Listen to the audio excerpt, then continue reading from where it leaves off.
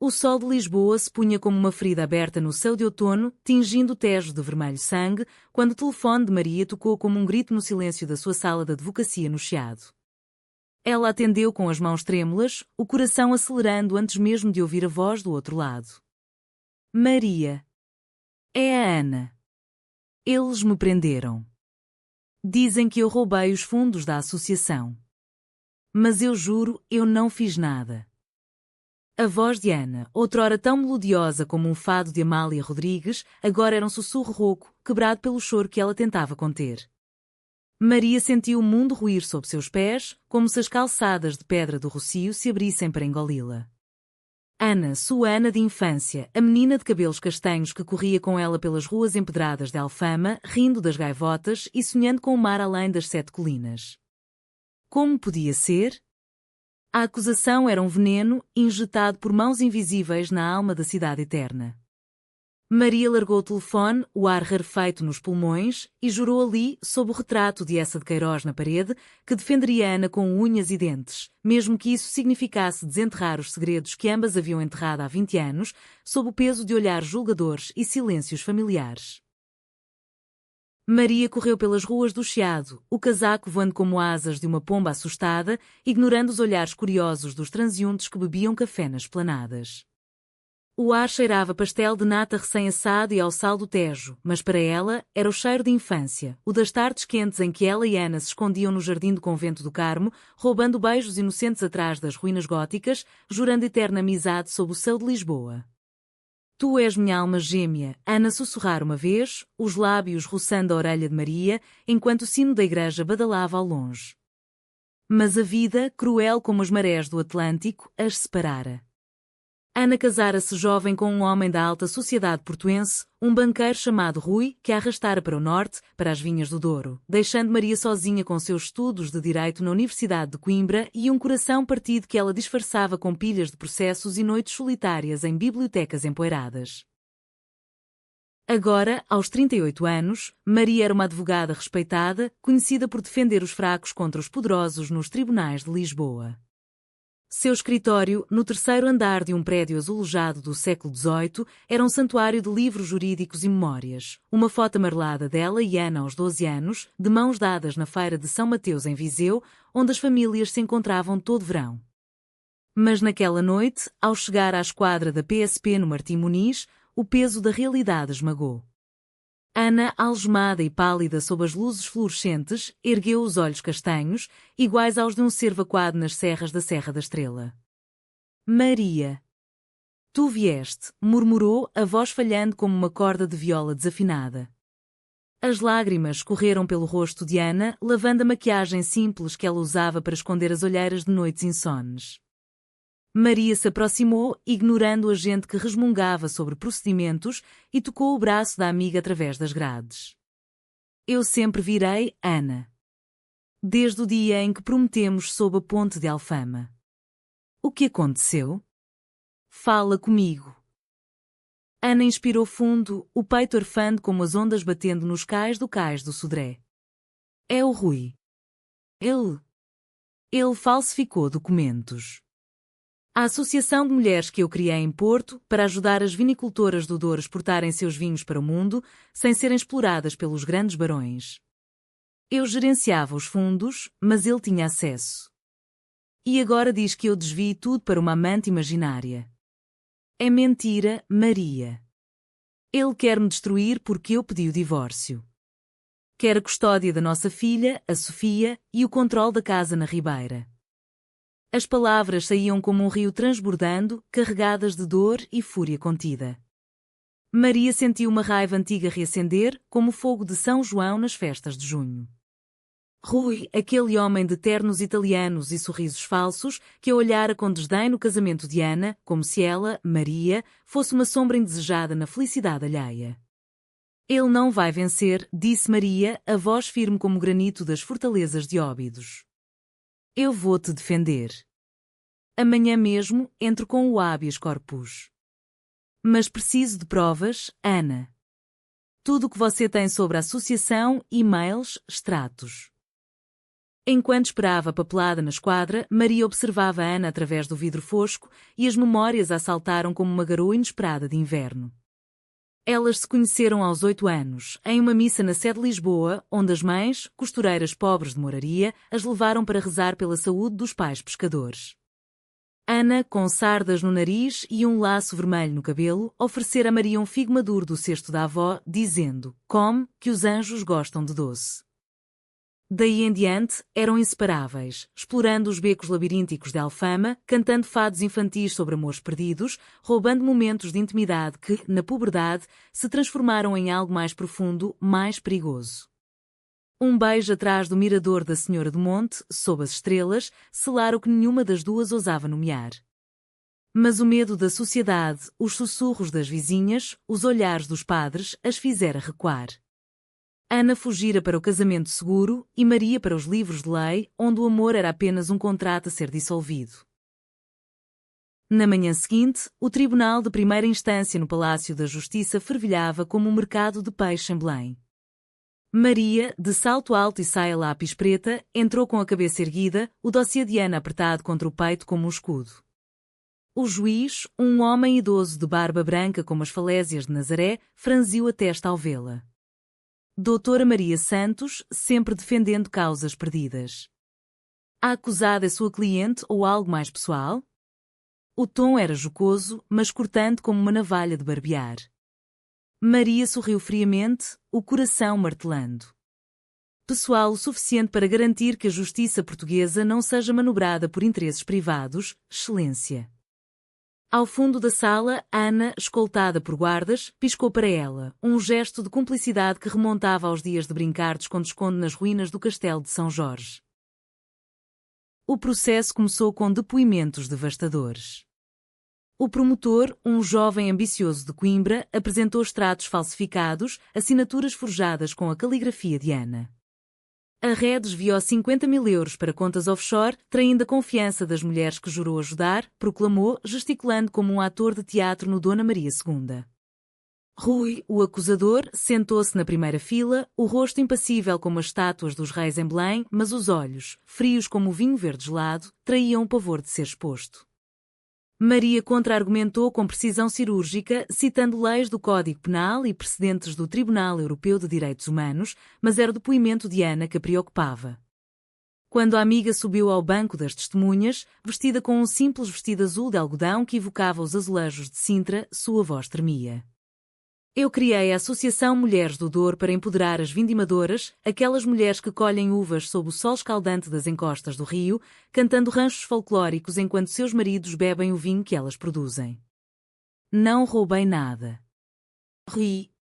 Ele me traiu primeiro, com a secretária da empresa, e agora usa isso para me punir. O tribunal murmurou, o ar carregado de tensão como antes de uma tempestade no Cabo da Roca. Maria sentiu o conflito interno rasgá-la. Defender Ana significava expor não só a fraude de Rui, mas os sentimentos que ainda queimavam em seu peito, como brasas sob a areia de uma praia do Algarve. Durante o intervalo, no corredor de mármore frio, Ana se aproximou, as mãos frias tocando as de Maria. Obrigada por estares aqui. Lembras-te daquela noite na festa do vinho em Pinhão, quando dançámos descalças à beira do Douro? Eu sentia que o mundo era nosso. Maria engoliu em seco o perfume de lavanda de Ana, o mesmo de sempre, invadindo seus sentidos. Eu lembro de tudo, Ana. E é por isso que não vou parar. Os dias se arrastaram como as carroças de bois nas estradas sinuosas do Alentejo. Maria mergulhou em investigações, viajando de trem para Porto, onde o Douro serpenteava como uma veia de safira entre as quintas vinícolas. Lá, encontrou as mulheres da Associação, Maria do Carmo, uma viúva de 50 anos com mãos calejadas de podar vinhas, e Joana, jovem mãe que cantava fados de emancipação enquanto amamentava o filho. Elas confirmaram, Ana era o coração da luta, organizando feiras em Régua onde as vinhas de mulheres eram vendidas diretamente aos turistas, sem intermediários que as exploravam como nas velhas eras do Marquês de Pombal. Ela nos deu voz, disse Maria do Carmo, os olhos úmidos como o orvalho nas uvas de Toriga Nacional. Rui queria comprar a terra barata, mas Ana resistiu. Com depoimentos gravados em fita cassete velha, como relíquias de um fado analógico, Maria construiu o caso. Rui havia transferido os fundos para uma conta em seu nome, usando um cúmplice no banco. Mas o conflito se aprofundou quando Sofia, a filha de 16 anos de Ana, apareceu no escritório de Maria em Lisboa. Alta e esguia como as torres da Torre de Belém, com os olhos verdes herdados do pai mas a determinação da mãe, Sofia chorava baixinho. A minha mãe não é ladra, tia Maria. O pai me disse que ela tem uma amante, que por isso ele faz isso. Mas eu sei que é mentira. Eu vi como ele olha para a Inês, a secretária. Maria abraçou a menina, sentindo o peso da geração futura nas costas. Teu pai mente para te manipular, Sofia. Mas a verdade sempre sai à tona, como o sol após a neblina do Douro.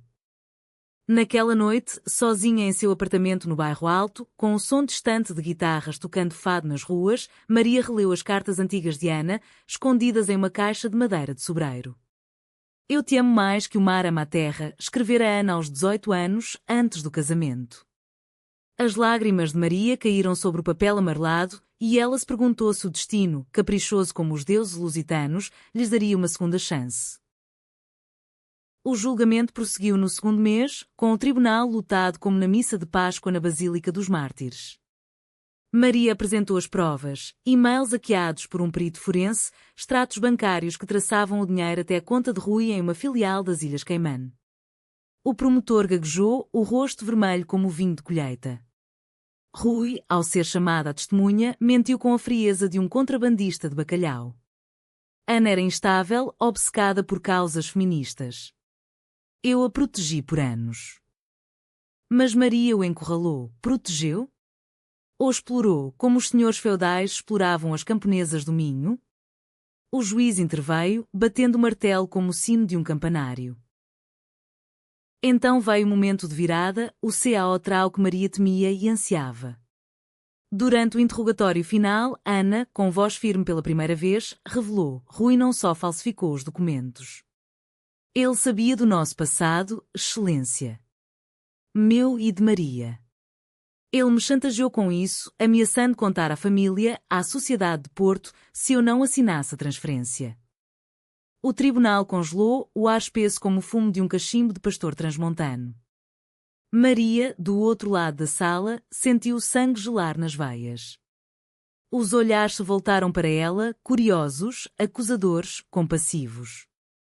É verdade, confirmou Maria, levantando-se, a voz ecoando como um voto em uma procissão de Corpus Christi. Nós nos amamos desde crianças. Um amor puro, nascido nas ruas de Lisboa, nutrido pelas tradições de nossa terra. Rui usou isso como arma, porque o ciúme corrói como a ferrugem corrói o ferro das grades de uma adega. Lágrimas escorreram pelo rosto de Ana e, pela primeira vez, seus olhos encontraram os de Maria sem véus, nus e vulneráveis.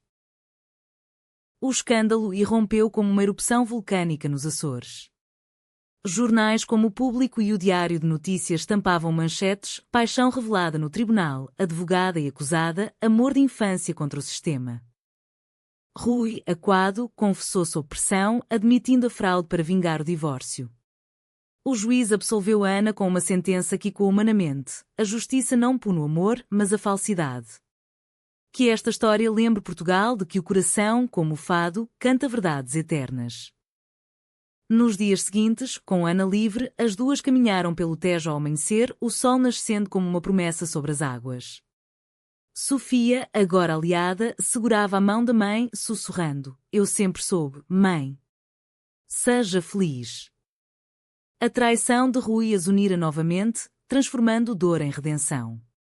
Maria e Ana, sob o céu de Lisboa, selaram o que o tempo roubara, um beijo suave, como o vento nas oliveiras do Alentejo, prometendo um futuro tecido com fios de lã de ovelhas mirandesas, resistente, colorido, humano. Mas a história não terminava ali. Ana retornou ao Douro, reformando a associação com vigor renovado, convidando Maria para jantares à luz de velas em quintas antigas, onde o vinho tinto contava lendas de amores proibidos. Maria, dividida entre Lisboa e o Norte, descobriu que o amor, como a sardinha assada nas festas de Santo António, era simples e flamejante. juntas, elas enfrentaram os resquícios da traição, olhares sussurrados em missas, cartas anônimas de vizinhos conservadores. Mas o humanismo português, com sua saudade misturada à esperança, prevaleceu. Em uma noite de São João, em Porto, com fogueiras crepitando e manjerico nas janelas, Ana propôs: "Casa comigo, Maria." Não no papel, mas na alma, como as ondas casam com a praia. Maria aceitou, rindo através das lágrimas, sabendo que suas vidas, mudadas para sempre, eram agora um hino à resiliência das mulheres ibéricas. O julgamento havia terminado, mas as ondas de sua revelação ainda reverberavam pelas colinas de Lisboa como o eco de um fado na travessa do terreiro do trigo. Maria, de volta ao seu escritório no Chiado, organizava papéis com mãos que ainda tremiam levemente, o ar impregnado do cheiro de chuva recente misturado ao aroma persistente de café forte de uma cafetaria vizinha. O telefone tocava incessantemente, jornalistas do Expresso querendo entrevistas, amigas de longa data deixando mensagens de apoio velado. Coragem, Maria. O amor vence, como no livro do Desassossego de Pessoa, dizia uma. Mas era a voz de Ana que ecoava em sua mente, não as palavras dos outros. Obrigada por me salvares. Não só do tribunal, mas de mim mesma. Elas haviam-se separado na saída do Palácio da Justiça com um abraço breve, olhos nos olhos, prometendo-se ver em breve. Mas o breve se estendia agora em horas de ansiedade, como esperar o elétrico 28 na paragem lotada de Alfama. Maria decidiu agir. Pegou o carro, um velho Fiat Panda pintado de azul como o céu de Évora, e dirigiu para norte, pela A1, onde os campos do Ribatejo se estendiam como tapetes verdes bordados de sobreiros. O rádio tocava fado de Marisa, a voz rouca cantando sobre saudades que doem como facas. És como a asa da borboleta, ao sol aberta e fechada, ecoava, e Maria sorria amargamente, pensando em como seu coração se abrira de novo, vulnerável como as pétalas de uma papoila no vento. Chegou a Porto ao entardecer, o Douro brilhando como ouro líquido sob a ponte de Dom Luís I. Ana esperava na ribeira, encostada à balaustrada de ferro forjado, o vento agitando seu cabelo castanho como as folhas das videiras em outono. Chegaste, disse Ana, a voz suave como o vinho branco de vinho verde. Elas caminharam em silêncio inicial, os passos e quando nas pedras lisas polidas por séculos de pés cansados de vindimadores. Eu precisava te ver, confessou Maria, parando em frente à estátua de São João, padroeiro das fogueiras. O que dissemos no tribunal não foi só defesa. Foi verdade. Ana virou-se, os olhos refletindo as luzes dos barcos rabelos ancorados. Eu sei. Desde que nos beijamos pela primeira vez, atrás do Mirador da Graça, eu soube que eras tu. Mas o medo. A família, a igreja, o que diriam em Viseu, onde minha mãe ainda reza o terço toda noite. Elas sentaram-se em um banco de madeira desgastada, o ar salgado do Atlântico misturando-se ao doce das castanhas assadas vendidas por vendedores ambulantes. Ana contou tudo, o casamento com Rui, um arranjo de conveniência para silenciar os rumores sobre sua melindrosidade, como diziam as tias. Os anos de solidão em uma mansão fria na Foz do Douro, onde Sofia crescia lendo contos de fadas com princesas que não se salvavam sozinhas. Eu criei a associação para me salvar, Maria. Para dar às mulheres do Douro o que eu não tive, voz, independência, como as rainhas de Ourique. Maria ouviu, o coração apertado como um novelo de lã tricotada à mão em Trás-os-Montes. E eu? Enterrei-me em leis para esquecer. Defendi viúvas de pescadores em Setúbal, imigrantes em Faro, mas nunca a mim mesma. O conflito interno de Ana transparecia, o divórcio significava perder Sofia temporariamente, pois Rui usava advogados caros para alegar instabilidade moral. Ele me traiu com Inês, mas agora sou eu a vilã. Diz que nosso amor é contra a natura, citando versos da Bíblia como se fosse o Santo Ofício. Maria pegou sua mão, os dedos entrelaçando-se como raízes de uma oliveira centenária. O amor não é contra nada, Ana. É como o azulejo, fragmentos que formam beleza. Naquela noite, jantaram em uma tasca escondida na Rua da Reboleira, onde o vinho tinto de Dau fluía como confidências. Pratos de tripas à moda do Porto, fumegantes e reconfortantes, evocavam as festas de família em que as mães cozinhavam juntas, rindo de anedotas sobre fantasmas nos vinhedos. Sofia se juntou a elas, tímida no início, mas logo tagarelando sobre a escola e os sonhos de estudar enologia em Coimbra. Quer fazer vinhos que contem histórias, como a de vocês, disse, corando. O momento foi de ternura pura, um bálsamo para as feridas abertas pela traição. Mas o telefone de Ana vibrou, uma mensagem de Rui. Não pense que acabou. Vou provar que ela te corrompeu. A ameaça pairava como névoa matinal no Vale do Douro. Os dias seguintes foram de planejamento. Maria ficou em Porto, hospedada na casa de Ana, agora um ninho reconquistado, com paredes cobertas de azulejos de cenas pastoris e janelas que davam para rio. Elas trabalharam na associação, visitando quintas em Peso da Régua, onde mulheres como a Dona Rosa, de 60 anos, contavam como Ana as ensinara a negociar com exportadores holandeses. Ela nos deu asas, como as gaivotas sobre o Tejo, dizia Dona Rosa, oferecendo cachos de uvas moscatel doces como beijos. Maria via em Ana a força das heroínas de Camões, Inês de Castro, amada além da morte, ou a rainha de Filipa, que enviava filhos à batalha com coração de leoa. Mas o romance florescendo era sutil, como o brotar de flores em um jardim de Sintra, toques acidentais ao passar o sal, olhares prolongados enquanto provavam vinhos na cave, noites em que conversavam até o amanhecer, as vozes baixas como orações. Um conflito surgiu quando Sofia confrontou a mãe. Eu amo o pai, mas ele errou. Mas... E se a avó souber sobre ti e a tia Maria? Ela é devota, vai à procissão de Nossa Senhora da Saúde todo o ano. Ana chorou, o rosto enterrado nas mãos, e Maria consolou, sussurrando, deixa que o tempo cure, como o vinho envelhece em barris de carvalho. A traição de Rui se revelava em camadas, não só financeira, mas emocional, ao envenenar a mente da filha com mentiras. Maria investigou mais, descobrindo que ele planejava vender as terras da associação para um consórcio chinês, destruindo o legado das vindimadoras. Em uma tarde chuvosa, típica do outono portuense, elas subiram ao monte de Santa Luzia, onde o mirador oferecia vista para o Douro serpenteando como um dragão adormecido. Aqui eu sonhava contigo, confessou Ana, o vento carregando suas palavras. Maria puxou para perto, os lábios se encontrando em um beijo que selava anos de saudade, doce, urgente, cheio de promessas. Nós mudamos tudo, Ana. Para sempre. A paixão reacendida era como o fogo de artifício na festa de São Pedro em Miragaia, brilhante, efêmera se não alimentada, mas capaz de iluminar noites inteiras. Maria e Ana navegavam esse novo capítulo com cautela, como quem caminha por trilhos estreitos nas encostas do Douro, onde um passo em falso pode levar ao abismo. Pela manhã, Ana levava Sofia à escola no elétrico antigo de Porto, as rodas rangendo nas vias como memórias antigas, enquanto Maria preparava o pequeno almoço, pão de milho com queijo da Serra da Estrela e chá de ervas colhidas no jardim. Tu fazes tudo parecer normal, dizia Ana, beijando a testa de Maria antes de sair. Mas a normalidade era frágil, ameaçada pelas sombras da traição que Rui ainda tecia. Uma carta chegou por correio registado, selada com o brasão de um advogado de elite do Porto.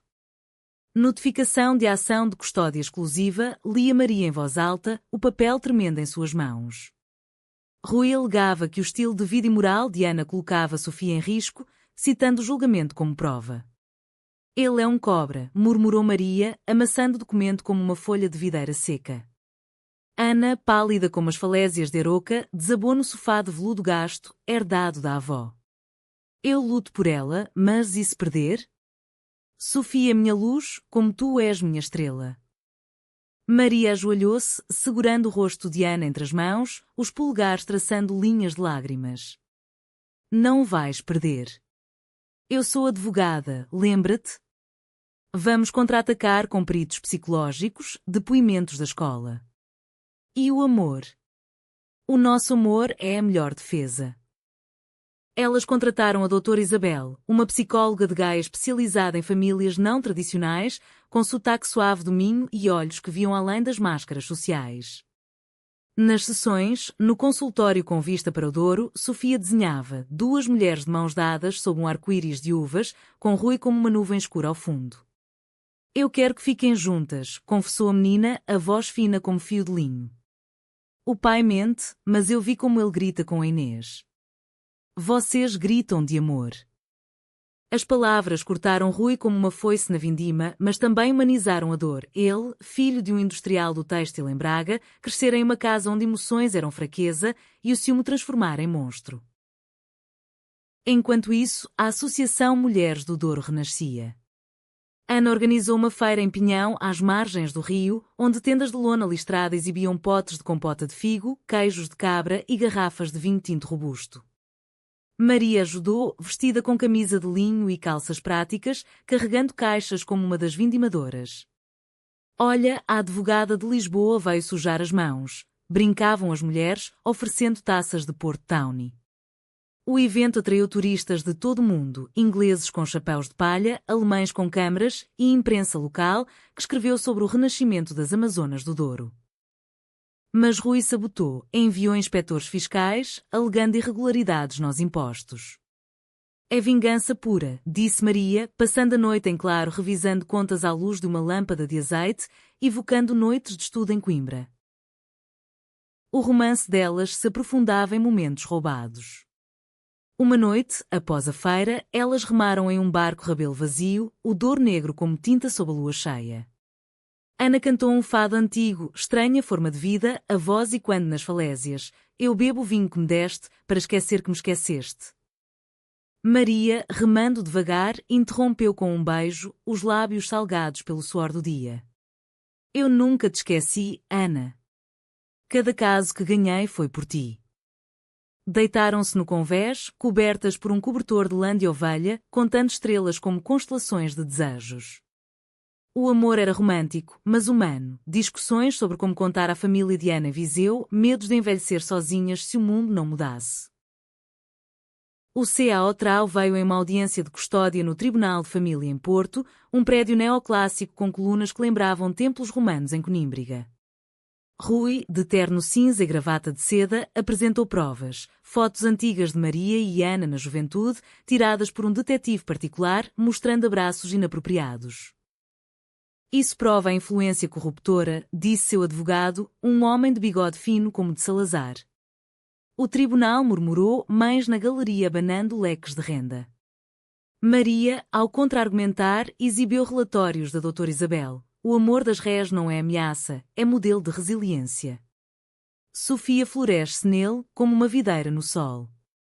Ana testemunhou, a voz firme. Rui me traiu, mas eu perdoei por Sofia. Agora, ele usa o ódio para nos separar. Sofia, chamada ao estrado, olhou para o pai. Eu te amo, pai, mas quero morar com a mãe e a tia Maria. Elas me ensinam a ser forte, não a mentir. O juiz, uma mulher de 50 anos com óculos de armação tartaruga, pausou, o martelo suspenso. A custódia é compartilhada, com visitas supervisionadas para o pai. O amor, em todas as formas, é direito humano. Rui saiu derrotado, o rosto cinzento como as nuvens sobre o Atlântico em inverno. Na saída, ele confrontou Ana. Tu vais arrepender-te. Porto não esquece escândalos. Mas Ana, de braço dado com Maria e Sofia, respondeu. Porto esquece os fracos. Nós somos o Douro, profundas, eternas. A vitória trouxe paz relativa. Elas celebraram com um piquenique nas margens do rio, com empadas de atum e vinho espumante de bairrada. Sofia ria, jogando pedrinhas na água, enquanto Maria e Ana trocavam votos silenciosos. Mas a traição deixara cicatrizes. Ana acordava com pesadelos, sonhando com algemas frias, e Maria lutava contra a culpa de ter exposto seu amor ao público. Somos como as sardas no teu nariz, brincava Maria, beijando-as, marcas únicas, belas. Com a custódia assegurada, a vida de Maria e Ana entrelaçou-se como as parreiras nas encostas de Lamego, crescendo juntas rumo ao sol. Maria dividia-se entre Lisboa e Porto, pegando o alfa pendular toda sexta-feira, o trem cortando paisagens como uma tesoura em tecido de linho, planícies do Alentejo, vinhedos do Dão, até o abraço do Douro.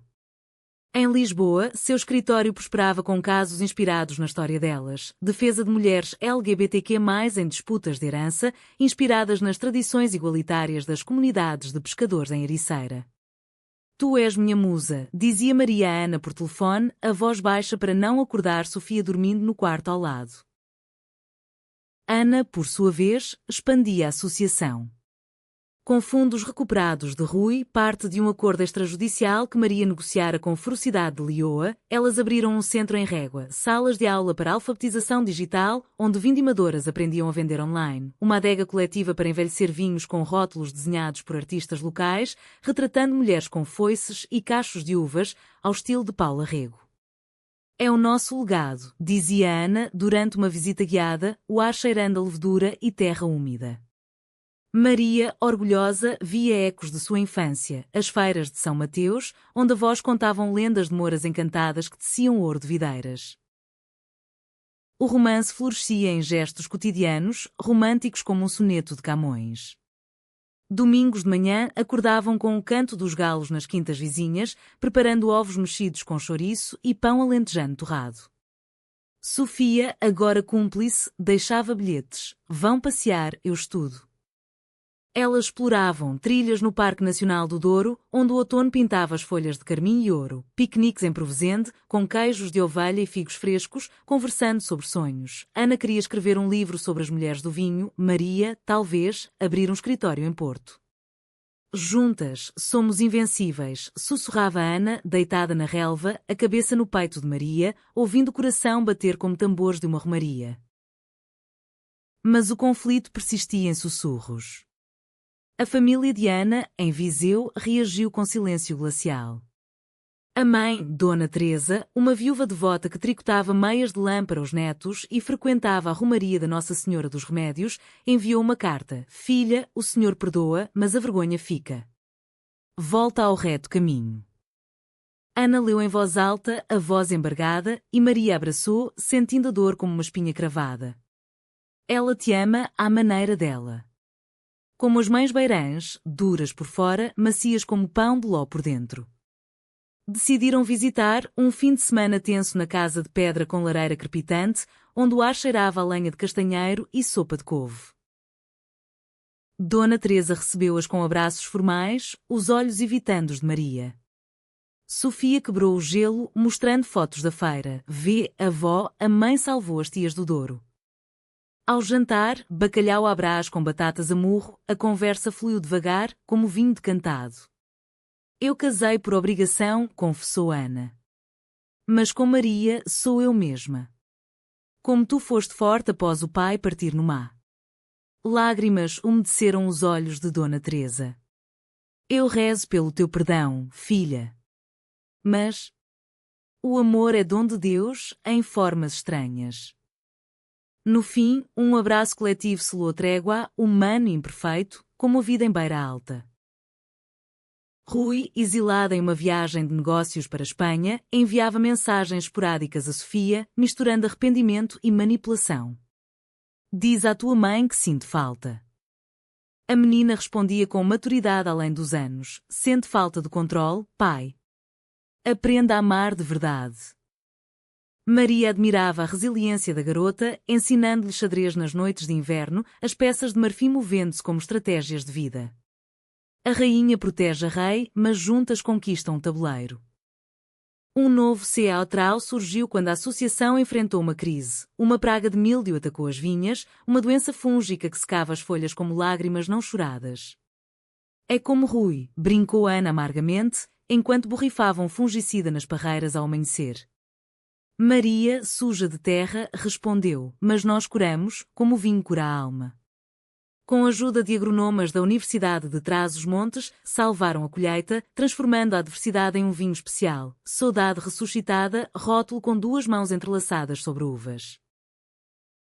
O romance atingiu profundidade em uma viagem a Lisboa, para o aniversário de Maria. Ana surpreendeu-a com um fim de semana no Hotel do Chiado, quarto com varanda para o Tejo. Jantaram bacalhau com natas em um restaurante de Alfama, depois dançaram fado, não como amantes distantes, mas como uma só. Tu mudaste minha vida, murmurou Maria, sob as estrelas. E eu a tua para sempre. O inverno chegou ao Douro como um manto de geada, cobrindo as vinhas adormecidas com cristais que brilhavam ao sol pálido, reminiscentes das joias de Leonor em Alcobaça. Maria e Ana, agora uma família tecida com fios invisíveis de afeto, enfrentavam a estação com rituais que ancoravam o amor. Noites de lareira com castanhas quentes e histórias de fantasmas nas quintas, dias de mercado em Lamego comprando enchidos defumados e queijos curados. Sofia, crescendo como uma haste jovem, participava, perguntando sobre o passado. Como foi o primeiro beijo de vocês? Ana ria, corando como uma maçã de elvas. Foi como roubar uma maçã do pomar, doce e proibido. Mas a traição de Rui deixara raízes profundas. Ele retornou a Porto, alugando um apartamento na Boa Vista e começou a cortejar Sofia com presentes. Um telemóvel novo, bilhetes para o concerto de fado no Coliseu. Ele quer comprar-me, confidenciou a menina a Maria, durante uma caminhada pela Avenida dos Aliados, as luzes de Natal piscando como estrelas caídas. Maria, com sua mente jurídica afiada, monitorava. É manipulação sutil, como o vinho falsificado. Mas tu és esperta. Juntas, redigiram respostas firmes, ensinando Sofia limites, uma lição de empoderamento, como as mulheres de Monsanto erguiam casas de granito. A associação prosperava, atraindo voluntárias de todo Portugal, uma designer de Lisboa que criava sites para as vinhas, uma enóloga de Évora com receitas de fortificação. Ana liderava com carisma, sua voz e quando em assembleias como a de um rancho folclórico. Nós não somos só uvas, somos o vinho que inebria o mundo. Maria, nos bastidores, lidava com contratos, negociando parcerias com cooperativas do Alentejo. O trabalho unia-as, mas também testava, discussões acaloradas sobre orçamentos, como tu gastas como se fôssemos rainhas, brincava Ana, reconciliando-se com um beijo salgado de lágrimas de riso. Um conflito emocional surgiu quando Maria recebeu uma oferta, promoção em Lisboa, chefe de departamento em um grande escritório, com salário para viagens à Europa. É o sonho, disse ela a Ana, durante um jantar de cozida à portuguesa, o vapor subindo como fantasmas. Ana pausou, o garfo suspenso. E nós? O Douro é minha raiz, como as parreiras centenárias. A discussão se estendeu à noite, vozes baixas para não acordar Sofia, cheia de eu sacrifico por ti e não queres o meu mundo. No fim, abraçadas sob as cobertas de linho, Maria sussurrou, o sonho és tu. Ex. Ana chorou de alívio, o amor aprofundando-se como poços em terras secas. A família expandiu-se de formas inesperadas. Dona Teresa visitou, trazendo compotas de ameixa de Viseu e um rosário de âmbar. Eu rezo por vocês três, disse, abençoando a casa com água benta da Sé. Aos poucos, aceitava, cozinhando caldeiradas de peixe e contando anedotas sobre a juventude de Ana. Sempre foi teimosa, como uma mula beirã.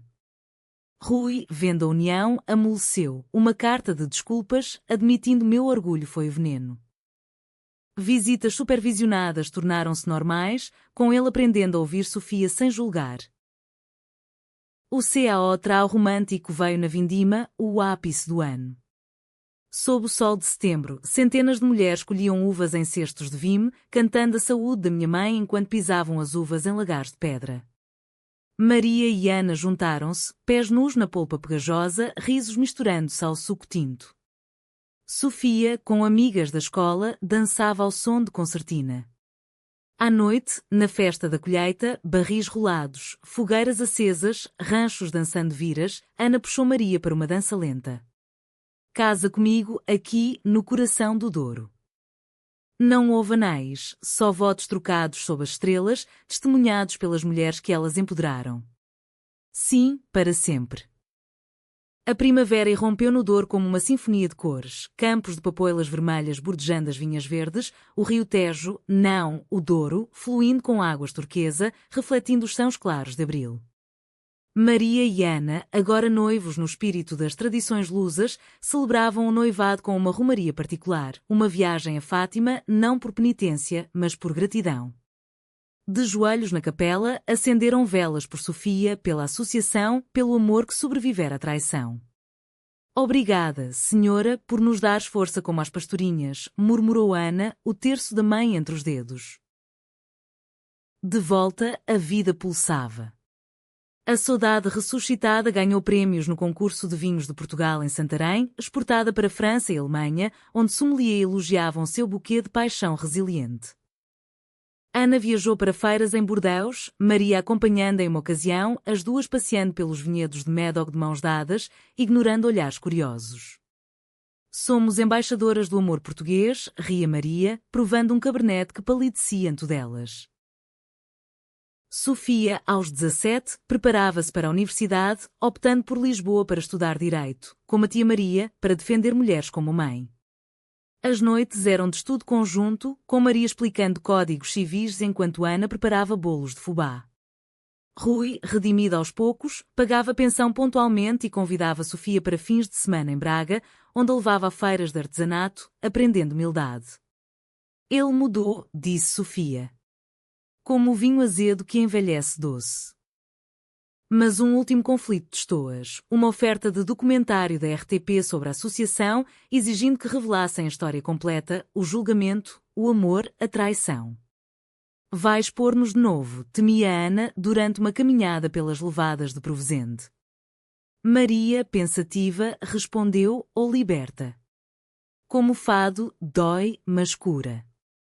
Decidiram aceitar, filmando em locações autênticas, o Tribunal de Porto, as vinhas ao amanhecer, a Ribeira ao pôr do sol.